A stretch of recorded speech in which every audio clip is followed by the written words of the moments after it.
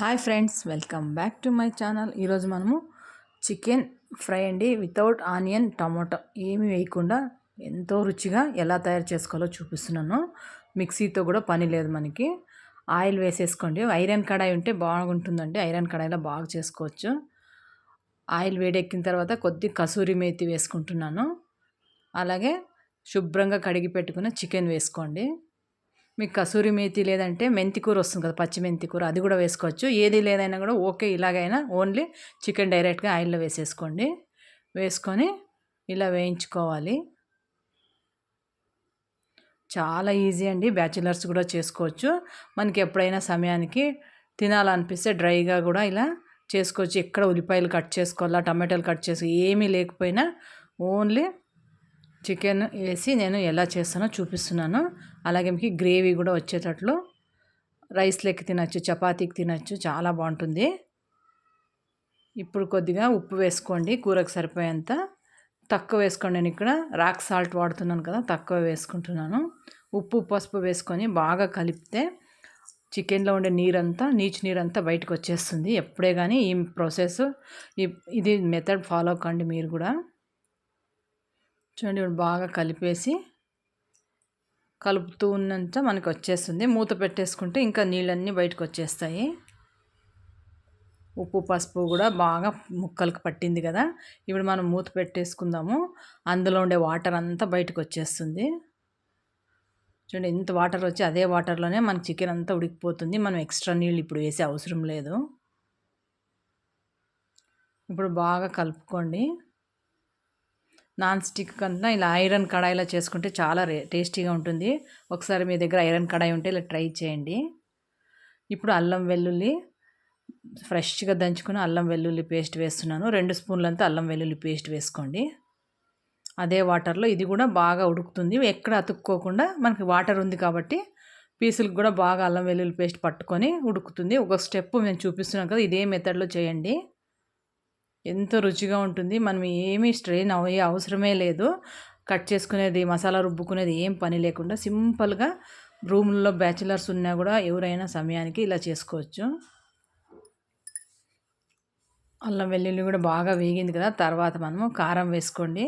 మీకు ఎంత కారం తింటారో దాన్ని బట్టి కారం వేసుకోండి.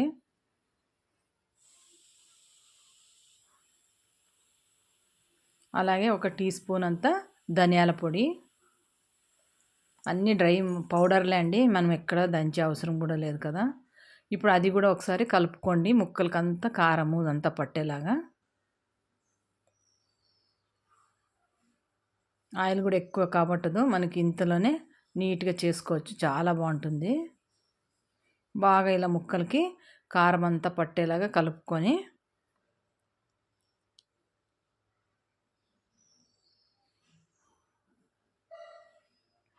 మూత పెట్టేసుకుందాం. ఇప్పుడు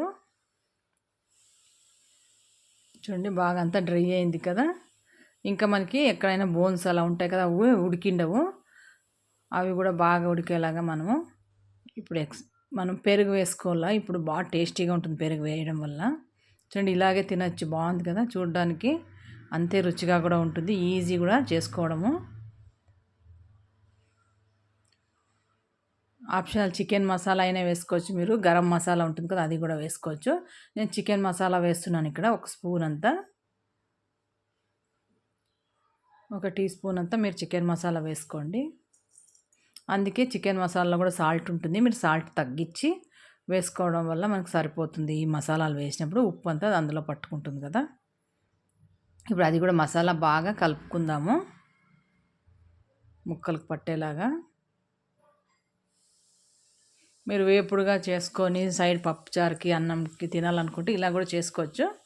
వద్దు డైరెక్ట్ కలుపుకొని తినాలంటే కొంచెం గ్రేవీ కోసం నేను ఇక్కడ పెరుగు వేస్తున్నాను. చూపిస్తుంది కదా, ఈ గెరెటెడ్ పెరుగు వేసుకోండి. పెరుగు వేయడం వల్ల చికెన్ ముక్కలు కూడా సాఫ్ట్గా ఉంటాయండి, నోట్లో పెట్టుకుంటే కరిగిపోయేలాగా బాగుంటాయి. ముందుగానే పెరుగు వేయకుండా ఎండింగ్ టైంలో ఇలా వేసేసుకోండి. వేసి ఇప్పుడు బాగా కలుపుకుందాము. పెరుగు కూడా మనకి ఎక్కడ ఉండలుగా లేకుండా కలుపుకోండి.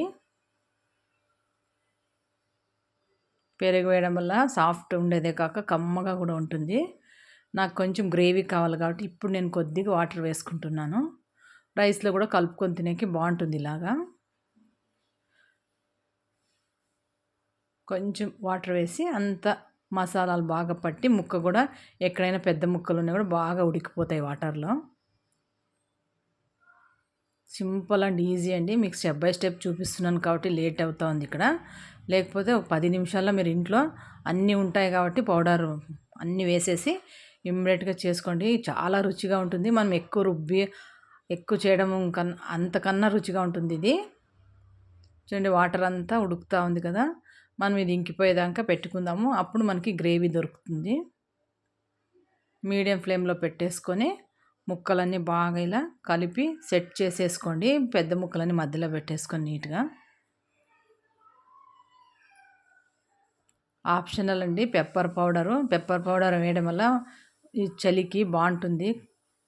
మనం వింటర్లో ఇట్లా చేసుకున్నప్పుడు పెప్పర్ పౌడర్ వేసుకోండి. వాతావరణం చేంజ్ అయి ఉంటుంది కదా, మనకు కూడా బాగుంటుంది తినడానికి. నాకు పెప్పర్ పౌడర్ ఇష్టం, ఎక్కువ వాడుతూ ఉంటాను అన్నిట్లో.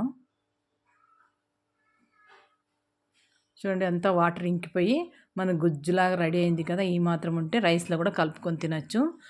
మరి ఒకసారి చూడండి, అంత టేస్టీగా ఉంటుంది. సింపుల్ ఇంగ్రీడియంట్స్తో ఈజీగా తయారు చేసుకునేది ఎలా అని చూపించాను కదా. ఇంతే అండి, చికెన్ రెడీ అయిపోయింది.